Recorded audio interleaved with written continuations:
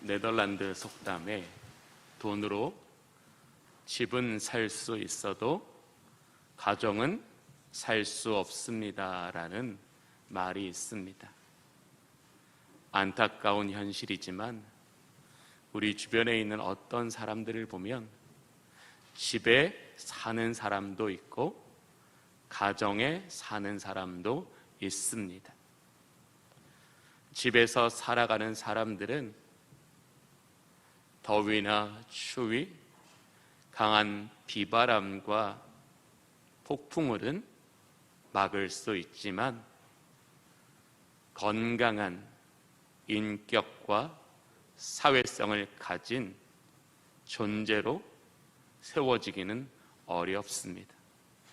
그러나 가정 안에서 부모와 형제, 자매들로 인하여 풍성하고 진실되고 희생적인 사랑으로 살아가는 사람들은 육체의 성장뿐만 아니라 인격적인 성장을, 사회적인 성장을, 신앙인의 가정은 영적인 성장을 이룰 수 있습니다.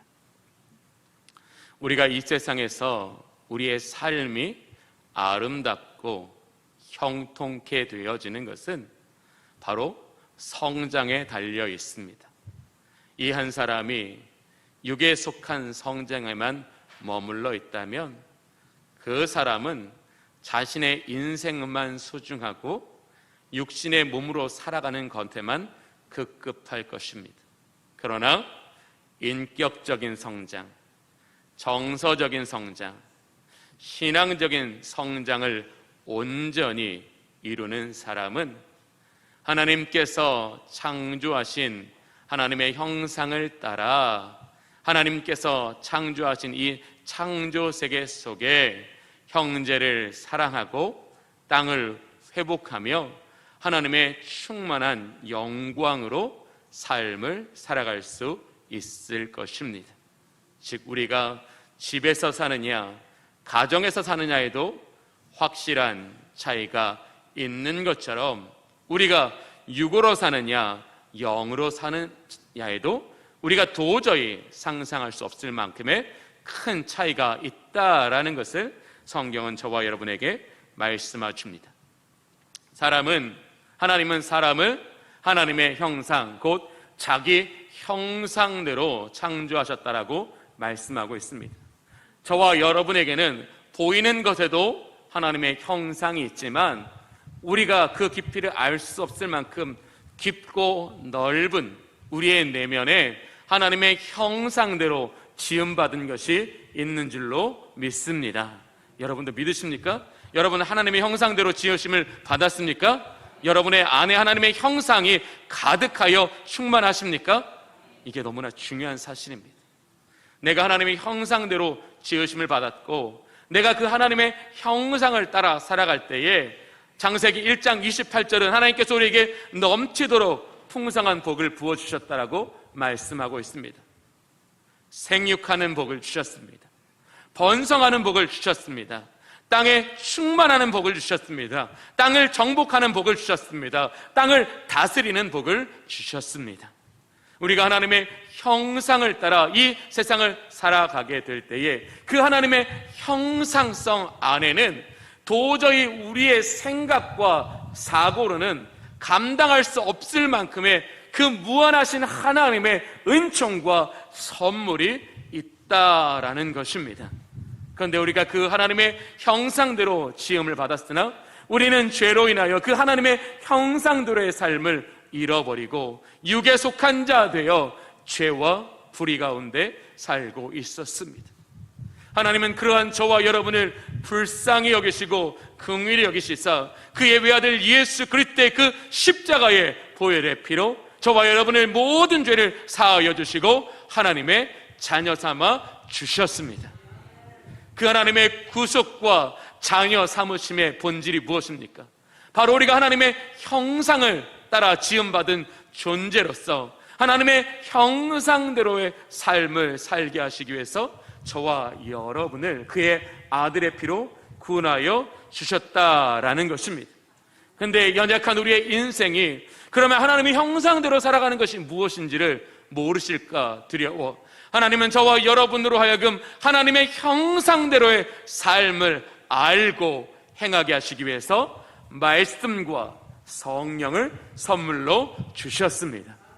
성령의 감동을 힘입어 하나님의 말씀을 깨닫는 자마다 그 말씀은 우리가 하나님의 형상대로 지으심을 받은 것과 하나님의 형상대로의 그 삶 안에 하나님의 완전하시고 무한하신 축복이 있다는 것과 그 은혜와 축복을 통하여 우리가 예수 그리스도께서 다시 오시는 그 은혜의 날에 영광스러운 부활의 몸으로 그 나라에 참여하여 주실 것을 확실하게 약속하여 주셨습니다. 이게 바로 성경입니다. 하나님께서 우리에게 이 성경을 주심으로 우리에게 오늘 말씀하시고 부탁하시는 것을 우리가 하나님의 형상대로 지으심을 받았으니 육신의 몸을 입고 이 땅을 살아갈지라도 이 땅의 삶을 하나님 나라의 삶으로 살아내야 한다라는 것을 권면하여 주시는 것입니다. 하나님은 저와 여러분이 하나님의 형상을 입었으므로 이 땅에서 하나님의 나라의 백성으로 하나님의 다스리심 안에서 하나님 나라를 살아갈 때에 집이 아닌 가정에서 그의 인격과 그의 재능과 그의 삶의 키가 성장될 수 있는 것처럼 저와 여러분이 하나님의 나라 안에 살아갈 때에 우리는 예수 그리스도를 닮은 성품과 예수 그리스도를 닮은 능력과 예수 그리스도께서 맺으신 그 성령의 열매를 맺게 하여 주신다라고 약속하셨고 성령으로 보증하여 주셨습니다. 약속만 주시는 것이 아니라 성령을 통해서 우리에게 보증하여 주셨음과 성경을 통해서 하나님은 신실하시고 1.1획도 틀림이 없으시며 하나님의 모든 말씀은 성취된다는 그 확실한 증거를 통해서 우리는 의심 없이 누구를 붙잡으라고요? 예수 그리스도를 붙잡으라고요. 누구를 따라가라고요? 예수 그리스도를 따라가라고요. 누구를 닮으라고요? 예수 그리스도를 닮으라고요. 예수 그리스도께서 자라가는 영혼들에게 하나님께서는 하늘과 땅의 권세를 주시어서 이 땅에 살아가는 날 동안에 하나님의 능력 안에 거하게 하신다고 저와 여러분에게 확실하게 말씀하여 주셨습니다. 오늘 본문의 말씀은 이 땅에서 육신의 몸을 입고 우리가 살아가지만 하나님의 나라로 살게 하시기 위해서 저와 여러분에게 베풀어 주신 은혜에 대하여 말씀하고 있습니다. 아마 여러분이 이 본문에 고정관념을 가지고 본문을 보신다면 이 본문은 보이지 않을 겁니다. 그러나 여러분들께서 그 고정관념을 벗겨버리시고 성령님 내 안에 이 말씀의 깊이를 깨닫게 하여 주십시오. 내가 그냥 고정관념의 눈이 아닌 성령이 열어주시는 그 눈을 가지고 보기를 원합니다 라고 하면 오늘 본문을 통해서 하나님께서 우리에게 하나님의 나라를 살게 하시기 위해서 주시는 은혜가 무엇인지를 분명하게 발견하실 수 있을 것입니다.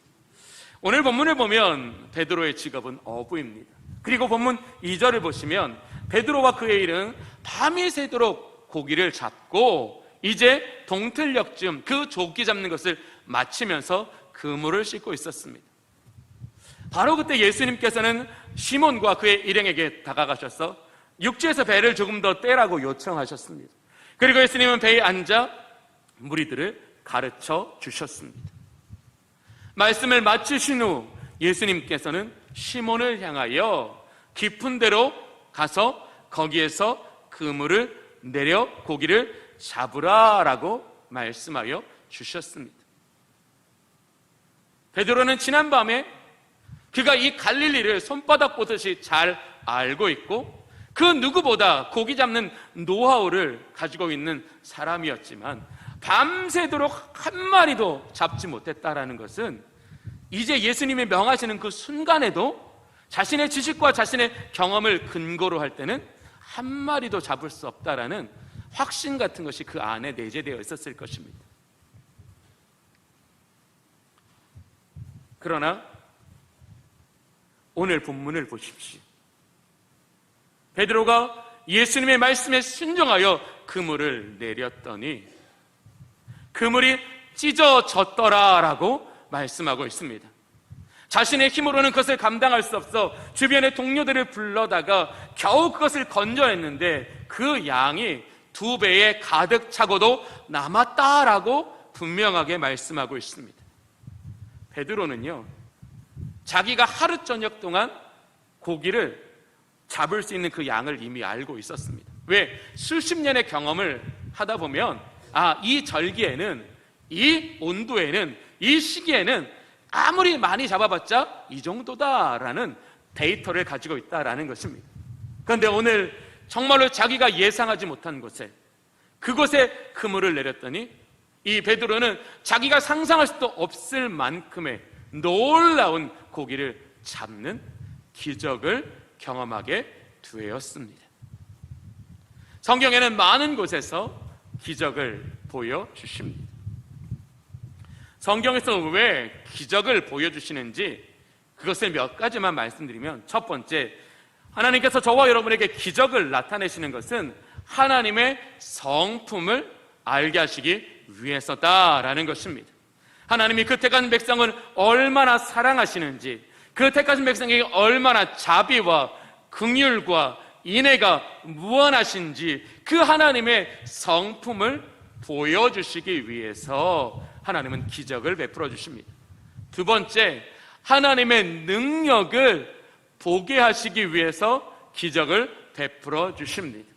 우리는 이미 하나님께서 이스라엘 백성을 출애굽시키시고 비아히롯 앞바다에 진을 치게 하셨을 때에 그 이스라엘 민족의 앞에는 홍해가 가로막고 있었다라는 것을 알 수 있습니다. 도저히 그들의 지식과 경험과 힘으로는 그 홍해에서 살 길을 찾을 수 없었습니다. 그러나 하나님은 어떻게 하셨습니까? 동풍을 불게 하여 주심으로 마치 홍해를 벽과 같이 세우셔서 그것을 마른 땅과 같이 지나게 하여 주셨습니다. 즉 하나님은 어떤 분이라고요? 천지와 만물의 주관자라는 거예요. 모든 것을 그 뜻대로 다스리시고 움직이시는 하나님이다라는 것을 보여주신 거라는 거예요. 이 세상에 그 어떤 신들 위에 신이시며 그 어떤 것으로도 할 수 없는 놀랍고 무한하신 능력이 누구에게? 아버지 하나님께 있다라는 것을 보여주시기 위해서 기적을 베풀어 주셨다라는 거예요. 세 번째, 하나님께서 기적을 베풀어 주시는 하나님의 현재성을 알게 하시기 위해서 보여주셨습니다. 이스라엘 민족이 과거 400년 동안에 그들이 알고 있던 하나님은 어떤 하나님입니까? 조상의 하나님입니다. 그리고 감히 인간으로서는 그 하나님을 볼 수도 알 수도 그분께 가까이 갈 수도 없는, 도저히 측량할 수 없는 하늘 저 끝 어딘가에 분명히 계시지만 나로서는 미치지 못하는 그 하나님이십니다. 그 하나님이 지금 어디에 와셨어요? 나의 곤란에 찾아와 주셨어요. 나의 현실에 찾아와 주셨어요. 나의 문제에 찾아와 주셨어요. 내 능계의 한계에 찾아와 주셨어요. 어디에 오셨다고요? 나의 현재에 오셨다고요. 나의 연약함 가운데 오셨다고요. 어떻게? 나의 구원자로 나의 생명을 취하시기 위하여 내게 언제? 현재에 오셨다는 거예요. 기적은 어떤 하나님이라고요? 하나님이 우리의 현재에 들어오실 수 있으며 우리의 현재에 역사하실 수 있으며 우리의 현재를 바꾸시는 능력의 하나님이라는 것을 보여주시기 위해서 하나님 우리가 뭘 주신다고요? 기적을 주신다고요. 네 번째, 하나님께서 기적을 주시는 것은 하나님께서 저와 여러분을 향하여 그 약속을 성취하시는 분이라는 것을 알게 하시기 위해서 주시는 거예요. 이스라엘 민족은 광야 생활 동안에 만나와 메추라기라는 기적을 몇 년 동안 경험했어요? 40년 동안 경험했어요. 정말 한 가지도 하나님의 말씀을 어긋난 것이 없이 만나는 하나님의 말씀대로만 내렸어요. 그걸 통해서 무엇을 느꼈을까요? 하나님은 그 약속하신 모든 말씀을 이루시는 하나님이시구나. 우리가 그 하나님의 약속만 붙잡고 살아가면 우리는 배고프지 않겠구나. 우리의 생명은 위협을 받지 않겠구나. 우리의 길은 평탄하겠구나. 하나님의 약속 안에 살아갈 때 우리의 인생은 안전하다라는 것을 보여주시기 위해서 하나님은 저와 여러분에게 뭘 베풀어 주신다고요? 기적을 베풀어 주신다라는 거예요. 즉 하나님을 오늘 나의 구원자로 살아계시는 하나님으로, 현재의 하나님으로, 약속의 하나님으로 만나게 하시기 위해서 우리에게 뭘 베풀어 준다고요? 기적을 베풀어 주신다라는 거예요. 그럼 오늘 베드로에게는 왜 기적을 베풀어 줬는지 한번 볼까요? 우리 본문 10절의 말씀입니다. 후반절에 무서워하지 말라, 이제 후로는 내가 사람을 취하리라 하시니. 하나님께서는 베드로를 어떤 존재로 창조하셨어요? 사람을 낚는 존재로 창조하셨어요. 그런데 이 베드로가 예수 그리스도를 믿지 아니하므로 그는 하나님의 창조하신 뜻과 목적대로 살지 못했다라는 거죠. 이제 하나님께서는 그에게 기적을 베풀어 주심으로써 그가 육에 속한 인생이 아니라 영에 속한 인생으로, 땅에 속한 인생이 아니라 하늘에 속한 인생으로, 자기의 정욕과 자기의 욕망을 위한 인생이 아니라 하나님의 일꾼과 하나님의 소명의 삶을 살게 하시기 위해서 그 마음을 움직여 예수 그리스도를 어떻게? 모든 것을 벗어버리고 예수님을 따르게 하시기 위해서 무엇을 주셨다고요? 기적을 주셨다라고요. 그 스스로의 의지나 노력이나 결단으로서는 육신의 그 한계를 벗어날 수 없는 그 베드로에게, 베드로가 자신의 육신의 모순과 한계를 극복할 수 있도록 그에게 베풀어 준 은혜가 뭐라고요? 기적이라고요. 그게 기적의 본질이라는 겁니다. 우리는 아직도 믿는 사람되어서 그 기적의 본질을 알지 못해 늘 하나님께 기적을 구하지만 그 기적은 뭐예요? 나의 어둡고 고통스러운 삶을 벗어내기 위한 기적이에요. 사람들 앞에 떵떵거리고 사람들 앞에 존경받고 사람들 앞에 높임받는 기적을 구해요. 물론 하나님은 저와 여러분의 연약한 인생을 그와 같은 은혜를 베풀어 주시기 위해서도 기적을 베풀어 주시는 하나님이십니다. 그러나 우리가 기적하면 뭘 알아야 돼요? 본질을 알아야 돼요. 부분이 아니라 본질을 알 때 우리는 그 본질의 은혜 속에서 더해 주시는 하나님의 은혜로 더 풍성한 삶을 살 수 있다는 거예요. 오늘 하나님께서 왜 베드로에게 기적을 베풀어 주셨다고요? 그가 하나님의 형상대로 지으심을 받았고 하나님의 목적 있는 존재로 또 택하심을 받아 이 땅에 살아가는 날 동안에 정말 예수 그리스도의 그 신실하고 충성된 종되어 하나님의 무한하신 그 은혜를 누리며 살아가게 하시기 위해서 그에게 무엇을 주셨다고요? 기적을 베풀어 주셨다라는 거예요. 이 기적이 없었다면 육신의 몸을 입은 베드로는 늘 그 육신의 생각과 육신의 염려와 육신의 불안에 가로막혀서 하나님을 알 수도 그분을 경험할 수도 없는 상태였지만 하나님께서는 그의 아들 예수 그리스도로 말미암아 그에게 그의 앞에 계신 분이 누구라고요? 전능하신 하나님이시라고요. 구원의 능력자시라고요. 그것을 보게 하여 주심으로 그가 자기의 노력으로는 해결할 수 없는 그 마음의 한계와 벽을 인격적으로 무너뜨리고 주님을 붙잡을 수 있도록 기적을 베풀어 주셨다라는 거예요. 오늘 저와 여러분에게도 이제 뭘까 필요할까요? 바로 기적이 필요하다는 겁니다. 여전히 예수를 믿지만 그분의 자녀로서, 그분의 일꾼으로서, 그분의 비전을 향하여 나아가지 못하는 우리 안에 있는 그 가로막힘들, 그게 뭔지도 알고 그것을 어떻게 깨뜨릴 수도 있다는 것을 알지만 여전히 깨뜨리지 못해서 육신에 속한 인생 되어 살아가는 우리들의 그 한계와 모순을 어떤 걸로만 깨뜨릴 수 있다고요? 기적, 즉 하나님의 주권적이고 강권적인 은혜로만 우리는 그것을 깨뜨릴 수 있다는 것을 믿음으로 고백해야 된다는 거예요. 그렇게 우리가 믿음을 가지고 하나님께 기적의 하나님, 우리에게 베드로와 같은 기적의 은혜를 주십시오 하면 하나님 그것을 주시기를 기뻐하신다는 거예요. 우리가 어디에 있든지 무엇을 하든지 그것을 우리에게 넉넉히 부어주심으로 말미암아 저와 여러분도 베드로처럼 이제는 육신에 속한 삶이 아니라 죄에 속한 삶이 아니라 의에 속한 삶으로, 생명에 속한 삶으로 저와 여러분을 불러주신다라고 해요. 이제 본문을 통해서 그러면 우리의 인생의 어느 때에 하나님의 기적이 우리를 만나주시는지 한번 본문을 통해서 보겠습니다. 하나님의 기적이 우리를 만나주시는 그 은혜의 때는 첫 번째로 우리의 모든 지식과 능력이, 경험이 쓸모 없어지는 곳에서 하나님은 저와 여러분에게 기적을 베풀어 주십니다. 본문 5절의 말씀을 보겠습니다. 시몬이 대답하여 이르되 선생님, 우리들이 밤이 새도록 수고하였으되 잡은 것이 없지만은.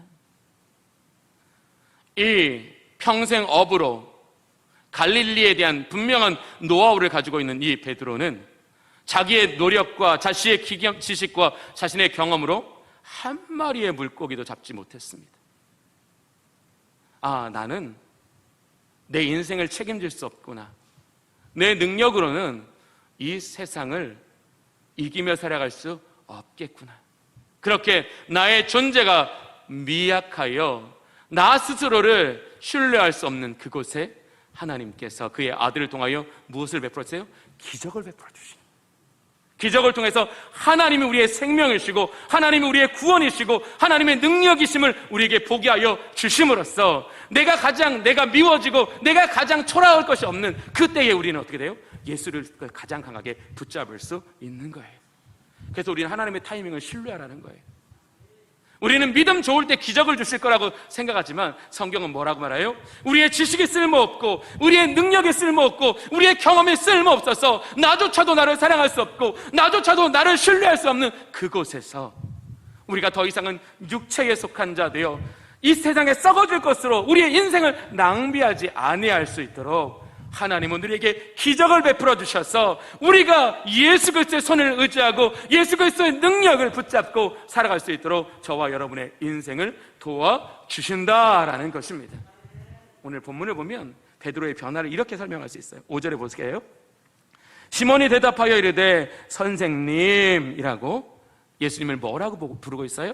선생님이라고 부르고 있어요. 그 다음에 기적을 경험하는데 보겠습니다. 8절 보십시오. 시몬 베드로가 이를 보고 예수의 무릎 앞에 엎드려 이르되 주여 나를 떠나소서. 기적이 있기 전에는 베드로 앞에 계신 예수님은 누구였어요? 선생님. 세상에 어떤 사람보다 좀 더 많은 지식을, 탁월한 능력을 가진 선생님이었다면 기적을 본 다음에 베드로는 그분 앞에 어떤 믿음의 고백을 드려요? 주여라고. 나의 구원이시여 나의 능력이신 하나님이시여 라고 고백하고 있어요. 그 하나님을 도저히 그냥은 볼 수 없어. 어떻게 돼 있어요? 나는 죄인이로서이다 나를 떠나주시옵소서. 사랑하는 교우 여러분, 하나님은 우리의 지식이 무너지고 우리의 경험이 쓸데없고 나 자신이 나를 사랑할 수 없을 그때에 하나님은 기적의 하나님으로 우리에게 오셔서 하나님이 우리의 구원이시고 우리의 생명이시고 우리의 능력이심을 보여주십니다. 그 하나님을 볼 때 우리의 마음은 무너집니다. 우리의 고집은 무너집니다. 우리의 헛된 욕망은 무너집니다. 그것이 무너지지 않고 우리가 예수를 따를 수 있는 길은 너무나 좁을 수밖에 없습니다. 오늘 우리 모든 주님의 성도님들은 베드로처럼 기적의 하나님을 구하는 저와 여러분이 될 수 있기를 원합니다. 여러분이 여러분 안에 있는 약함과 모순과 그 한계를 나는 부서뜨릴 수 없사오니 여호와의 능력이 내게 임하셔서 내 안에 있는 모순과 한계를 부서뜨려 나로 하여금 이제 하나님의 자녀 되어 하나님 나라 백성 되어 살게 하여 주십시오. 기적의 하나님 나를 만나 주십시오. 그렇게 믿음으로 간구할 때에 여러분의 인생에는 기적이 뭐가 된다고요? 현실이 되고 기적이 실제가 된다라는 것을 오늘 누구를 통해서? 베드로를 통해서 보여주시는 거예요. 기적의 하나님은 오늘도 살아계시는 줄로 믿습니다. 기적의 하나님은 오늘 여러분을 만나줄 줄로 믿습니다. 기적의 하나님은 여러분을 하나님의 나라 백성으로 살게 하실 줄로 믿습니다. 그 믿음이 오늘 우리에게 주시는 하나님의 선물이라는 거예요. 다른 게 선물이 아니라 그 믿음이 하나님이 주시는 선물이라는 거예요. 두 번째, 우리에게 언제 하나님의 기적이 임하는지를 보겠습니다. 상식이 아닌 말씀을 따를 때 주님은 우리에게 뭘요? 기적을 베풀어 주십니다. 우리 다시 5절을 볼까요? 잡은 것이 없지만은 말씀에 의지하여 내가 그물을 내리리이다. 아멘. 오늘 이 베드로의 행동은 무엇을 기반으로 두고 있어요? 말씀을 기반으로 두고 있어요. 그리고 그 말씀의 성취자이신 누구를 의지하고 있어요? 예수 그리스도를 의지하고 있어요. 저와 여러분의 행동이 말씀에 근거하여 그 말씀을 1.1획도 틀림없이 지키시는 그 하나님의 성품과 인격과 능력을 의지하는 것으로부터 우리의 행동이 나올 때에 우리의 그 행동은 뭘 경험한다고요? 기적을 경험한다라고요. 기적을 경험하게 하신다라는 거예요. 베드로는 지난 밤에 이미 수십 번의 그물질을 통해서 경험을 가지고 있어요. 그 경험은 아마 베드로의 마음속에 아마 확신 같은 것으로 그 안에 자리 잡고 있었을 겁니다. 우리도 마찬가지입니다. 상식적인 일에는 하나님의 말씀을 찾지도 구하지도 않습니다. 내 지식으로 검증된 일에는 하나님의 말씀을 적용하고 하나님의 말씀을 실천하지 않습니다. 내 논리로 옳다고 생각하는 것에는 하나님의 말씀을 구하지 찾지 않습니다. 여러분 실제로 그러지 않으십니까? 상식으로 이해되는 곳에서 하나님의 말씀 의지하지 않습니다. 내 지식이 검증되는 곳에서는 하나님의 말씀을 실천하지 않습니다. 나는 뻔히 알고 있는 일에는 하나님의 말씀을 따르기보다는 뭐예요? 내가 세상에서 축적해온 지식이나 경험을 따릅니다. 그러니까 당연히 우리의 삶에 뭐가 없어요? 기적이 없는 거예요. 하나님의 기적을 베푸실 능력이 없는 게 아니라는 거예요. 내 행동이 뭘 기반으로 해요? 지식을 기반으로 하고 경험을 기반으로 하고 뭘 기반으로 해요? 상식을 기반으로 해서 움직이니까 나는 믿음 없이 살아가는 거예요. 그러나 오늘 베드로처럼 하나님의 말씀과 그 말씀을 능히 이루실 하나님의 성품과 능력을 의지하는 그것으로부터 우리의 행동이 출발할 때 우리는 뭘 하고요? 우리의 인생 가운데서도 그물이 찢어지는 경험을 하게 된다라는 거예요. 우리의 삶으로는 도저히 감당할 수 없는 하나님의 놀라운 은혜와 선물을 받게 된다라는 것을 이야기하고 있는 거예요. 그런 기적을 경험하는 사람은 이제 어떻게 돼요? 하나님, 나 모든 것을 버려두고 주님을 따릅니다. 내 인생 주님의 것이오니 주여 나를 주 뜻대로 사용하여 주시옵소서. 이제 오늘 우리가 이 베드로가 이 누가복음 5장에 경험한 이 기적이 그에게 어떤 삶으로 나타냈고 어떤 삶으로 구현되었는지를 제가 한번 성경을 찾아보겠습니다. 베드로니까 뭘 썼겠어요? 베드로 전후서를 썼겠지요? 네, 본문 한번 제가 찾아보겠습니다. 베드로후서 2장 9절의 말씀입니다.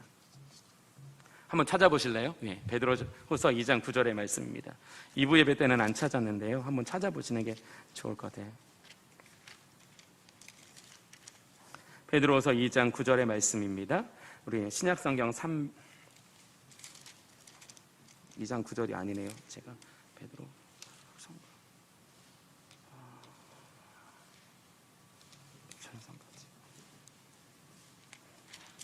제가 잘못 찾은 것 같습니다.